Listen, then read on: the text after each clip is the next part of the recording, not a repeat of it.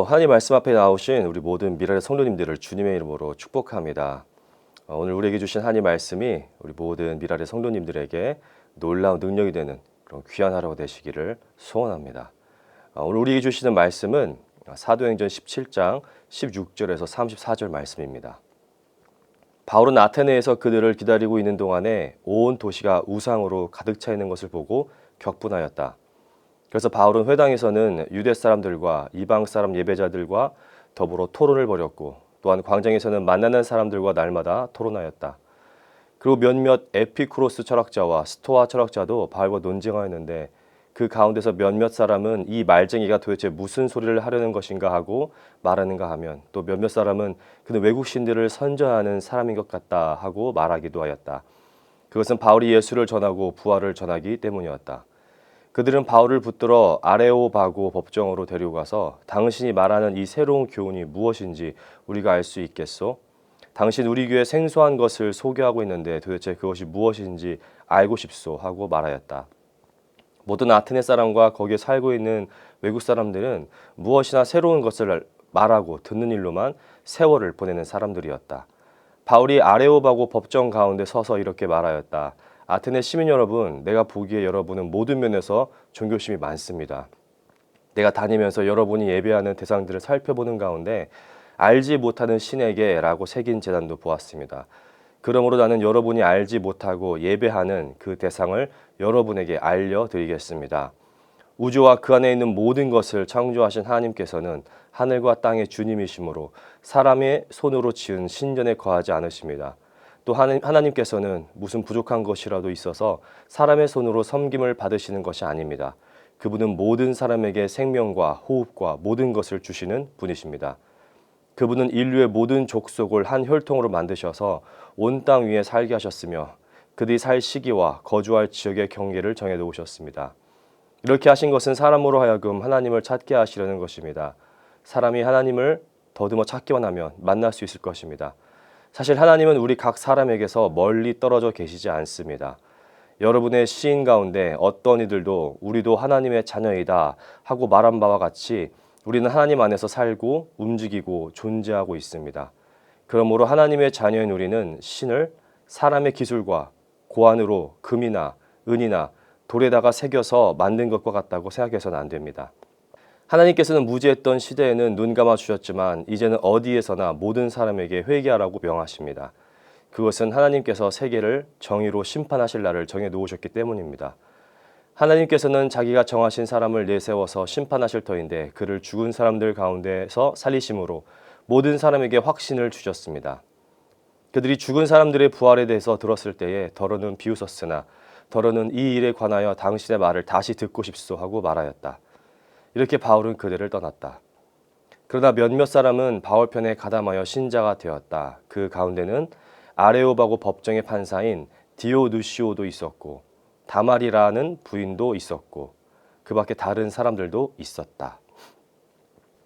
이제 사도 바울은 가장 영향력 있는 세계의 도시 중 하나였던 아테네로 갑니다. 세계 문명의 발상지로 철학과 문학, 예술과 같은 헬라 문화의 중심지로 우뚝 서 있던 도시였습니다. 이렇게 문학과 여러 가지 학문들이 빛을 발하고 지식이 넘쳐나는 곳이었지만 바울이 이곳에서 발견한 것은 온 도시가 우상으로 가득 차 있었다는 것이었습니다. 바울은 이런 우상으로 가득 찬 도시를 보며 격분을 하게 됩니다.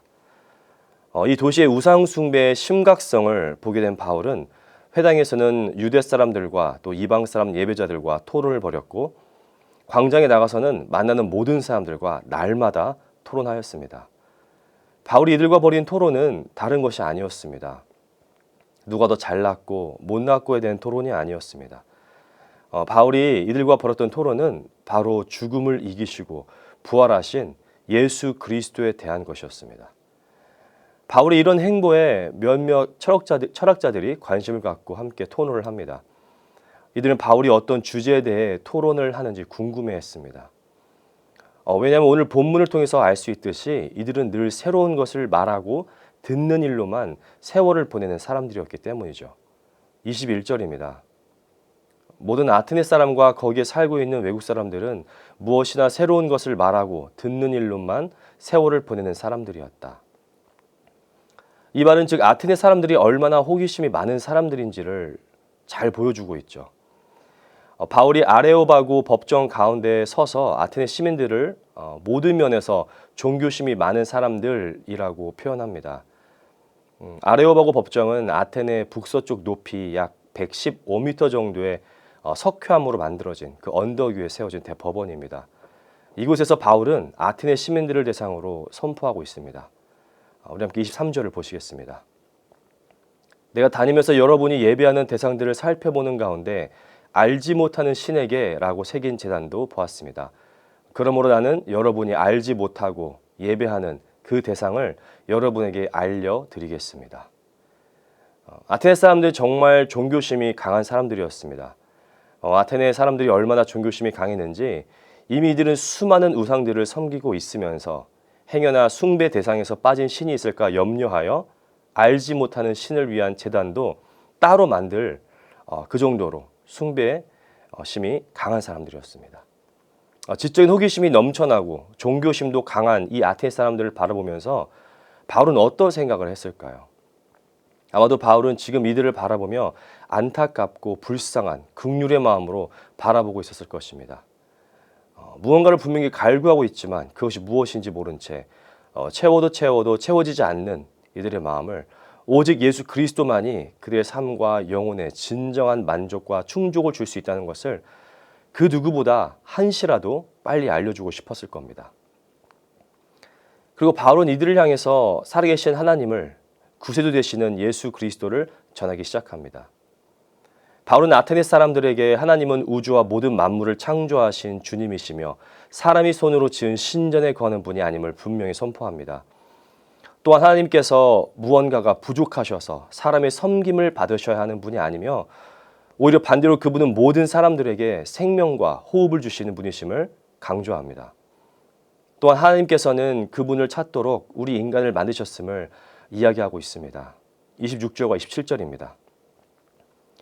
그분은 인류의 모든 족속을 한 혈통으로 만드셔서 온 땅 위에 살게 하셨으며 그들이 살 시기와 거주할 지역의 경계를 정해 놓으셨습니다. 이렇게 하신 것은 사람으로 하여금 하나님을 찾게 하시려는 것입니다. 사람이 하나님을 더듬어 찾기만 하면 만날 수 있을 것입니다. 사실 하나님은 우리 각 사람에게서 멀리 떨어져 계시지 않습니다. 우리가 하나님을 찾기만 하면 만날 수 있으며 하나님은 우리와 멀리 떨어져 계시는 분이 아님을 분명히 이야기하고 있습니다. 하나님을 제외하고서는 우리는 그 어떠한 삶의 가치를 논할 수가 없고 하나님을 제외하고서는 우리는 그 어떠한 것도 이야기할 수 없음은 바로 하나님께서 우리 안에 살아계시고 우리 안에서 움직이시고 또 존재하고 계시기 때문입니다. 바울은 그렇기 때문에 하나님의 자녀인 우리가 하나님을 사람의 기술과 고안으로 금이나 은, 돌에다가 새겨 넣을 수 있다라고 착각해서는 안 된다고 분명히 선포합니다. 사랑하는 성도 여러분, 우리는 분명히 금이나 은이나 돌에다가 우리들의 우상을 새겨서는 안 된다는 것을 분명히 알고 있습니다. 하지만 우리의 지금 마음은 어떻습니까? 우리의 마음에는 무엇이 지금 새겨져 있습니까? 하나님의 임재하심입니까? 아니면 내가 하나님보다 더 사랑하는 그 어떠한 것입니까? 우리는 이 부분을 예민하게 관찰해야 할 것입니다. 나의 마음은 지금 어디에 있는지 우리는 늘 기억해야 합니다. 더 나아가 무지했던 시대에는 하나님께서 그것을 감안하여 눈 감아 주셨지만 이제는 어디에서나 모든 사람에게 회개를 촉구하고 계시다는 것을 말합니다.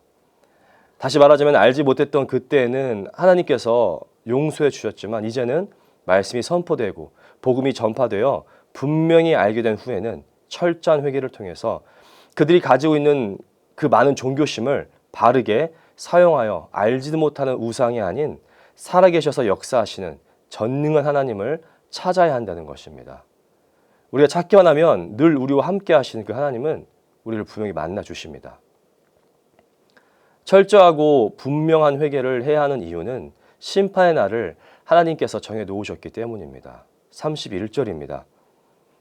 그것은 하나님께서 세계를 정의로 심판하신 날을 정해 놓으셨기 때문입니다. 하나님께서는 자기가 정하신 사람을 내세워서 심판하실 터인데 그를 죽은 사람들 가운데서 살리심으로 모든 사람에게 확신을 주셨습니다. 하나님께서는 죽은 자 가운데 살리신 분, 즉 예수 그리스도를 통해서 세상을 심판하시려고 계획하고 계시다는 것을 말씀합니다. 우리가 믿어야 하는 것은 죽은 자 가운데 다시 살아나신, 부활하신 예수 그리스도께서 우리를 구원하실 수 있는 유일한 분이시라는 것입니다. 다른 길은 없습니다. 오직 예수 그리스도 한 분뿐이십니다. 이 진리를 우리를 믿고 또 전해야 하는 사명을 가지고 있음을 잊지 마시기를 바랍니다. 바울의 예수 그리스도 부활에 대한 복음을 들은 아테네 사람들의 반응은 참으로 다양했습니다. 그 자리에서 바로 바울을 향해 조롱하고 비웃은 사람들이 있었습니다. 또 어떤 사람들은 다시 듣겠다며 반응합니다. 32절입니다. 그들이 죽은 사람들의 부활에 대해서 들었을 때에 더러는 비웃었으나 더러는 이 일에 관해서 당신의 말을 다시 듣고 싶소 하고 말하였다. 그 중에 몇몇 사람은 바울 편에 가담했다라고 말하고 있습니다. 특히 바울의 전도로 신자가 된 사람들 중에는 아레오바고 법정의 판사인 디노누시오도 있었고 다말이라는 부인도 있었고 그 밖에 다수의 신자들이 있었습니다. 이게 바울은 아테네에서의 선교를 마치고 아테네를 떠납니다. 바울은 아테네 시민들에게 하나님이 어떠한 분이신지를 전하는 것으로 그치지 않았습니다. 바울은 회개와 심판을 선포했고 예수 그리스도를 전했습니다. 말 그대로 복음을 그들에게 힘있게 선포했죠. 그 결과 많은 사람들이 바울을 비웃고 조롱했지만 그 복음을 듣고 예수께 나와 신자가 된 사람들도 있었습니다. 우리는 누가 어떠한 방법으로 하나님의 말씀을 듣고 회심할 것인지 알 수 없습니다.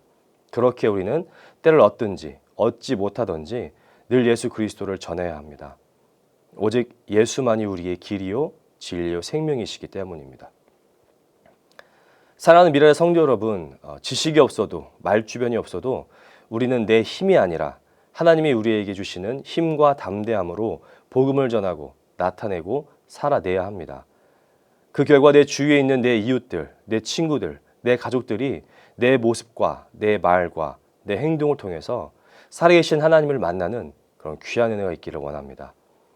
오늘도 우리 하나님의 은혜가 충만한 하루가 되시기를 주님의 이름으로 축원합니다. 기도하시겠습니다. 살아계신 하나님 아버지 참 감사합니다. 오늘도 우리에게 새로운 하루를 허락하시고 말씀으로 그 하루를 시작해 하시니 감사합니다. 말씀을 통해 우리에게 말씀하시는 하나님의 음성을 듣고 반응하는 우리 모든 미랄의 성도들이 되게 하여 주옵소서. 하나님 앞에 우리의 죄를 고백합니다. 우리가 연약하여 알고 지은 죄들 또는 모르고 지은 죄들을 주님 앞에 고백하오니 주님 용서하여 주옵소서. 우리를 성령으로 충만케 하셔서 오직 하나님의 임재하심을 사모하며 나아가는 우리 모두가 되게 하여 주옵소서. 모든 것이 주님의 은혜이며 모든 것이 하나님께로부터 왔음을 고백하고 하나님의 주권 앞에 겸손히 나아가게 하시고 예수 그리스도의 마음을 품게 하셔서 부드러운 마음, 새로운 마음을 통해 하나님께서 맡겨주신 사명들을 기쁨으로 감당케 하시고 늘 감사함이 넘치는 우리 모두의 삶이 되게 하여 주옵소서. 하나님을 깊이 사랑하고 내 이웃을 내 몸과 같이 사랑하는 우리 미랄의 성도들이 되게 하여 주옵소서. 오늘 하루도 주님께 맡겨드립니다. 우리를 붙드시고 힘 더하여 주옵소서. 살아계신 예수 그리스도의 이름으로 기도드립니다. 아멘.